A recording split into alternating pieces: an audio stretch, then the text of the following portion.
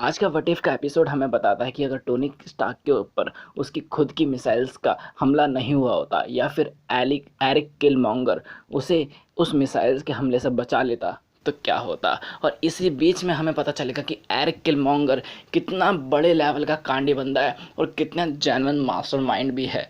So this was the comic trailer जहाँ पे मैं आपको एक्सप्लेन करता हूँ आपकी सारी favourite comics line by line and expression by expression. And for the more comics just check out the channel and stay tune with us. तो बिना किसी देरी के स्टार्ट करते हैं व्हाट इफ का एपिसोड नंबर 6। तो कहानी से सीधा वहीं से स्टार्टिंग होती है जैसे आयरन मैन की 1 से हुई थी कि टोनी बैठा है यूएस आर्मी वालों के साथ, जो कि शायद ये वही टेस्टिंग वगैरह करके आए होंगे बॉम्ब्स की। और यहाँ पे फोटोज़ वगैरह चल रही होती हैं और पीछे बैकग्राउंड में एक अच्छा सा गाना लगा होता है। बट तभी वही सेम सीन होता है जैसे आयरन मैन 1 में हुआ था। इन लोगों के ऊपर हमला वगैरह होता है, ब्लास्टिंग वगैरह कुछ होती है और जिसमें यूएस के जितने भी सोल्जर्स होते हैं मिलिट्री के वो सारे मारे जाते हैं। अकेला अपना टोनी स्टार्क बचता है। अब ये कवर लेता है एक रॉक के पीछे और वहाँ पे अपना फ्लिप वाला फ़ोन निकालता है, जो कि ना थोड़ा सा डिफरेंट था मार्वल वाले रियल वाले फ़ोन से। अब यहाँ पे क्या होता है कि तभी यहाँ पे आता है हमारा एरिक किलमॉन्गर और वो मिसाइल को लेता है और फेंक देता है और ऐसे अपने टोनी स्टार्क को बचा लेता है। बट हमें यहाँ पे ये पता चलता है कि भाई ये तो नहीं होना था, ये तो गलत हो गया। अब जैसा कि टोनी को कभी भी टैंडरिंग्स वालों ने पकड़ा ही नहीं और ना ही उसके दिल में कभी छेद हुआ, तो वो कभी भी अपना आर्क रिएक्टर बनाएगा ही नहीं, कभी भी उसको छोटा नहीं करेगा आर्क रिएक्टर को, और ना ही कभी अपना सूट बना पाएगा और इसके बाद ना ही कभी एवेंजर्स में मिल पाएगा। और सबसे बड़ी बात, अब वो अपना वो हीरो नहीं रहा जिसने सब कुछ सेक्रीफाइस करा था, अपनी लाइफ को सेक्रीफाइस करा था। वो हीरो बिल्कुल नहीं बन पाया। अब वहाँ से तुरंत आने के बाद ये है ना एक पूरी की पूरी प्रेस कॉन्फ्रेंस अरेंज करता है जैसे कि मूवी में दिखाई थी वहाँ पर। तो प्रेस में जो भी रिपोर्ट्स वगैरह होता है वो पूछते हैं भाई कोई कहीं चोट लगी, तो वो बोलता है नहीं, बट 50,000 की जो बियर की बोतल थी वो टूट गई जिसमें 20% टैक्स अलग से लगता है। और यहाँ पर वो एक रिपोर्टर होता है जिसका नाम होता है हैरी, और ये ना रियल लाइफ के रिपोर्टर से ना हमें वो करा हुआ है, रेफरेंस दिया गया है। और यहाँ पे एक रिपोर्टर उससे पूछता है कि आपने कुछ सीखा है सब चीज़ों से, जितनी भी चीज़ें वहाँ पर हुई। तो इसके जवाब में बोलता है नो, वो लोग है ना मेरे ही वेपन यूज़ कर रहे हैं और हमारे ही लोगों को मारने के लिए वो लोग मेरे ही वेपन यूज़ कर रहे हैं। तो हमें इसका बदला लेना चाहिए, हमें और अच्छे और बड़े वेपन्स बनाना चाहिए। जो कि पूरा का पूरा स्टेटमेंट पूरा का पूरा अपोजिट था जैसे वो आयरन मैन 1 में बोलता है। वो बोलता है कि हमें ये सब बंद, वो तो पूरा का पूरा बंद ही कर देता है वो डिपार्टमेंट, वेपन्स डिपार्टमेंट। बट इसमें कुछ अलग ही हो गया, उल्टा। अब वो क्या करता है कि जो हैप्पी की पोस्ट होती है सीएसओ की, वो दे देता है हमारे किल मॉन्गर को, क्योंकि उसने उसकी जान बताई थी इसलिए। अब जैसे ही उसको पोस्ट मिलती है किल मॉन्गर को सीएसओ की, वो आता है प्रेस के सामने सारी चीज़ें खोल के रख देता है कि कैसे वो सही टाइम पे सही जगह पहुंचा था, क्योंकि वो अंडर कवर काम कर रहा था इन लोगों के लिए, टैन रिंग्स के लिए। और वो है ना गंजे बाबा की, यानी हमारे जो पहली मूवी आयरन मैन के विलन थे उनकी भी सारी पोल खोल के रख देता है कि ये था वो बंदा जो इन लोगों से मिला हुआ होता है, और सब कुछ मतलब खोल के रख दिया बंदे ने। और अब इस इंसिडेंस के बाद टोनी और किलमॉन्गर की दोस्ती और भी ज़्यादा गहरी हो जाती है। अब ये लोग शॉट वॉट लगाते हैं, बातें बातें करते हैं, और इसी बीच में टोनी रेफरेंस देता है बुच कैसिडी मूवी का, जो कि अपने टाइम की बहुत जेन्युइन मूवी रह चुकी है। अब नेक्स्ट सीन में हम देखते हैं कि पेपर और रूडी ये दोनों कच्चा चिट्ठा निकाल रहे होते हैं जितना भी हो निकल सके इन लोगों से, किलमॉन्गर का।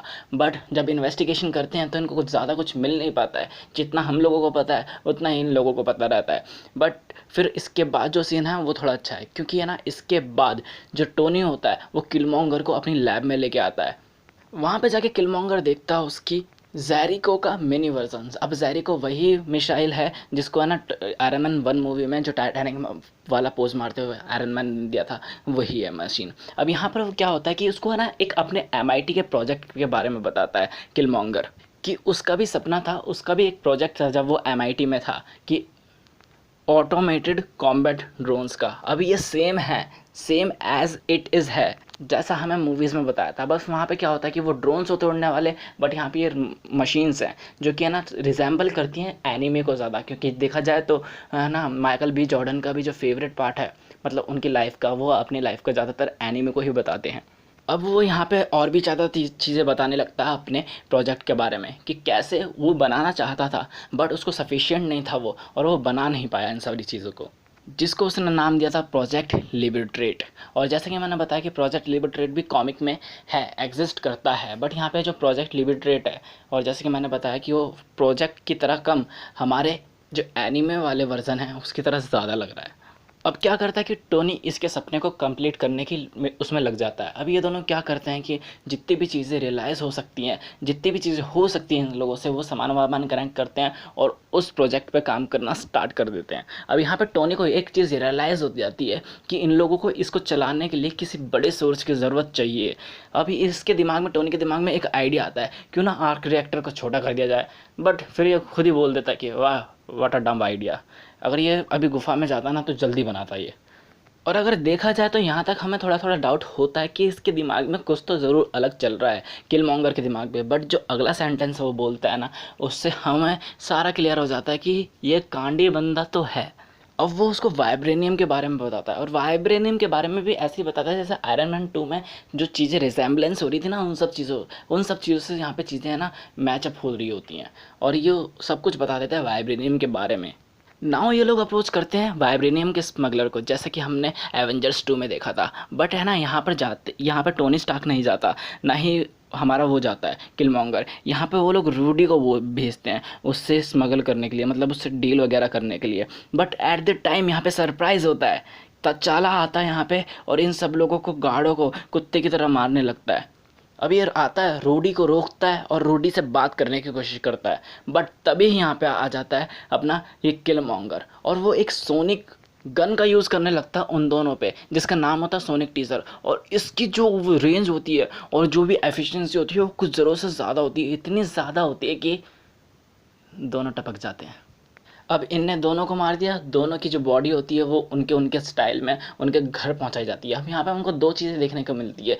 पहला कि किंग तचा सॉरी तिन किंग तचाका अभी भी ज़िंदा है, यानी कि जैसा कि यहाँ पे हुआ नहीं, क्योंकि अभी इतना टाइम नहीं हुआ कि सिविल वॉर हो, और सिविल वॉर नहीं होगी तो ब्लैक पैंथर के जो पापा जी हैं वो मरेंगे थोड़ी ना।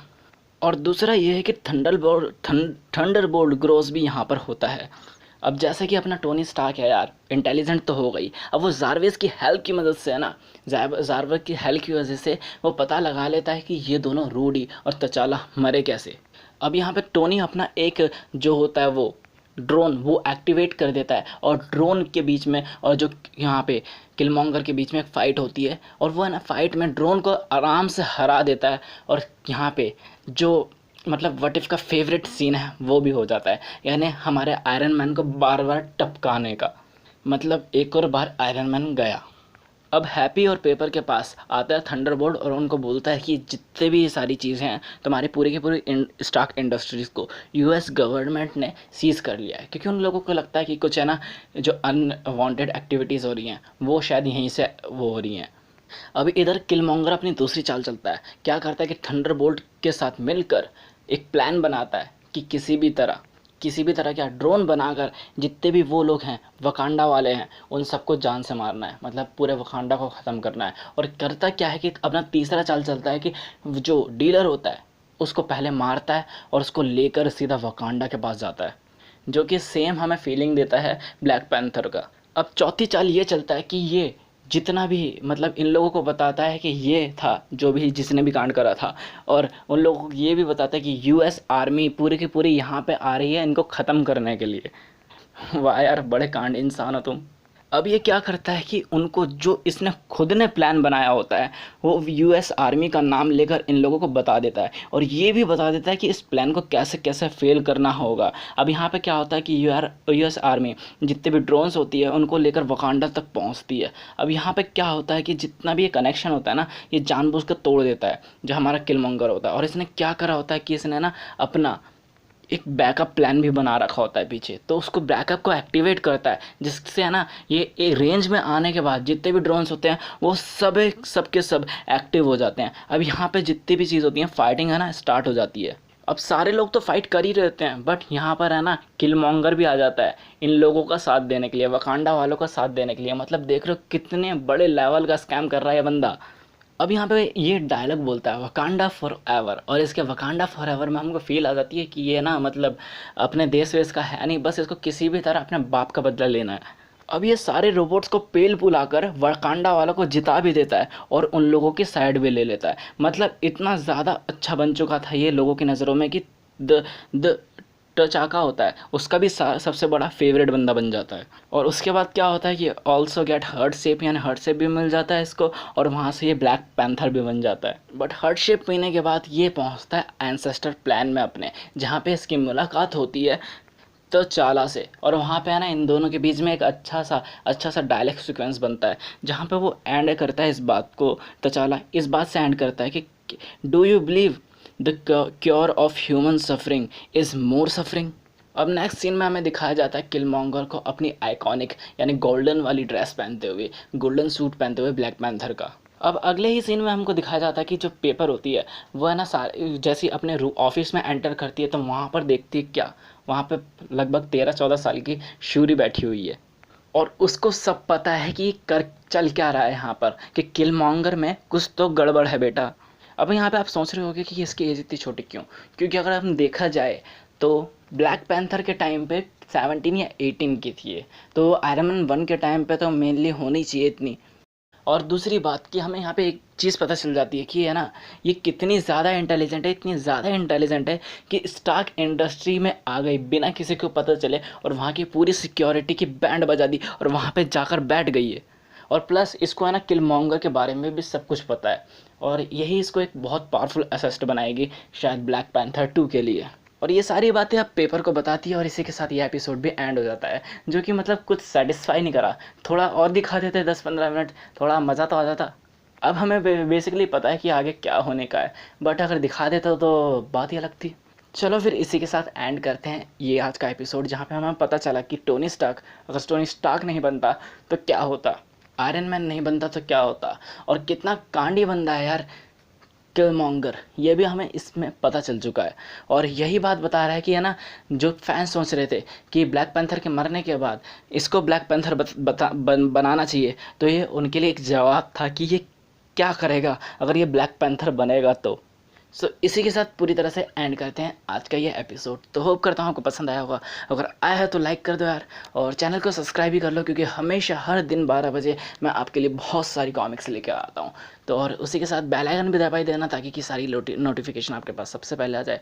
और इस एपिसोड के बारे में जितने भी आपके थॉट्स थे वो आप कमेंट सेक्शन में हमसे शेयर कर सकते हो। और इसी के साथ जाते जाते शेयर करना बिल्कुल मत भूलना, क्योंकि जितने ज़्यादा लोग होंगे उतना ज़्यादा मज़ा आएगा। सो बाय।